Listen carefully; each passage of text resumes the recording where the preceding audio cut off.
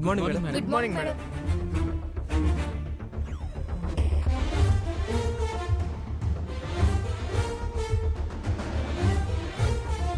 Madam herbal beauty company promoting wing మొత్తం వచ్చేసింది.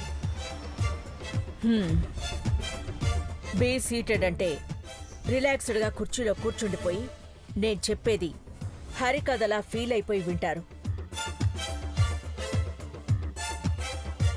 నాకు కావాల్సింది మీరు వినడం కాదు, నేనడిగే ప్రశ్నలకు మీరు సమాధానం చెప్పడం. Yes madam.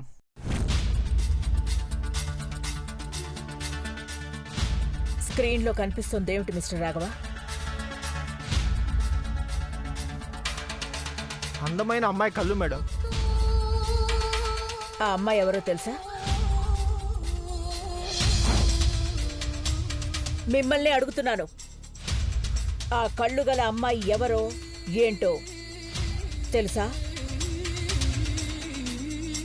Sorry madam. 2,25,000 salary, herbal beauty company marketing chief adviser post. Sales పెరిగాయని ఇంటికి బొకే పంపిస్తారు కానీ ఎందుకు పెరిగాయి, ఎలా పెరిగాయని report పంపించరు.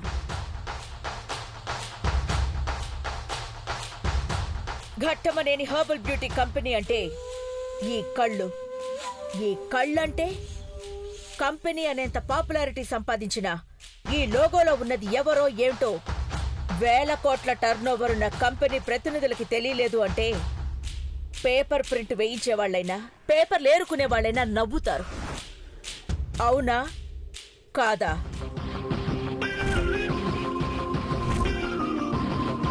Modelling coordinator mister Mohan, portfolio మీరే చూస్తారు కదా, డీటెయిల్స్ చెప్పలేరా? ఇన్ఫాక్ట్ ఆ అమ్మాయితో మేము ఫోటోషూట్ చేయలేదు madam. What silly answer it is. రేపు ఆ అమ్మాయి నా కళ్ళ ఫోటో వాడారు అని కోర్టులో కాంపెన్సేషన్ కేసు వేస్తే ఎన్ని కోట్లు కట్టాలో తెలుసా? స్మైల్ ఇస్తున్న ఫోటో తీసుకోవడానికి కాంట్రాక్ట్ ఫైల్ మీద సైన్ తీసుకుంటాం. అలాంటిది పేరు మోసిన కంపెనీ పబ్లిసిటీ కోసం ఫోటో తీసేటప్పుడు తన వివరాలు సంతకాలు తీసుకోనక్కర్లేదా? నిజంగా నువ్వు చాలా తెలివైన దానివట్లా, అందుకే ఇన్ని కంపెనీస్ రన్ చేయగలుగుతున్నావు.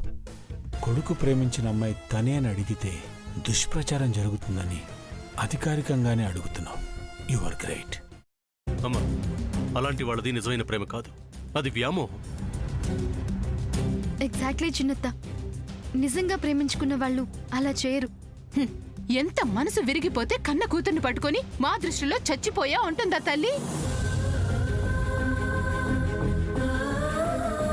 అది సరే అమ్మా, తన కూతురుతో తన మాట అనేటప్పుడు ఆమె మాటల్లో వ్యథ, కళ్ళల్లో బాధ గమనించావమ్మా?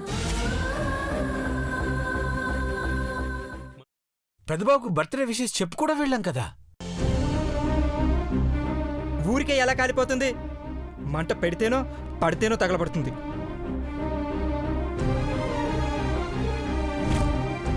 కరెక్ట్ చిన్నబాబు, నీకొచ్చినట్టే నాకు డౌట్ వచ్చింది. పార్వతే షర్టును తగలబెట్టిందనుకుంటా.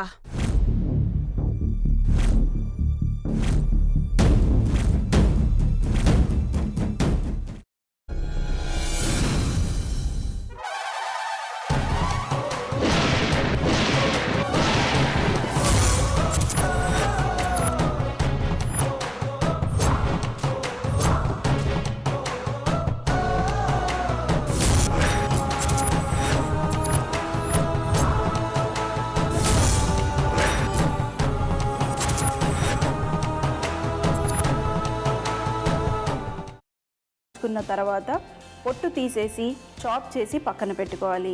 ఒక ప్యాన్లో కొద్దిగా నూనె వేడి చేసి అందులో ఆవాలు, మినప్పప్పు, శనగపప్పు, కరివేపాకు, సన్నగా తరిగి పెట్టుకున్న ఉల్లిపాయలు వేసుకుని 1 నిమిషం పాటు వేయించుకోవాలి. ఆ తర్వాత కాల్చి కట్ చేసి పెట్టుకున్న వంకాయని కూడా అందులో వేసుకుని బాగా మిక్స్ చేసి బౌల్లోకి ట్రాన్స్ఫర్ చేసుకుని అందులో తగినంత చిక్కటి పెరుగు లేదా పల్చటి పెరుగు వేసుకుని మిక్స్ చేసి అన్నంతో కానివ్వండి, చపాతీతో కానివ్వండి సర్వ్ చేసినా చాలా బాగుంటుంది.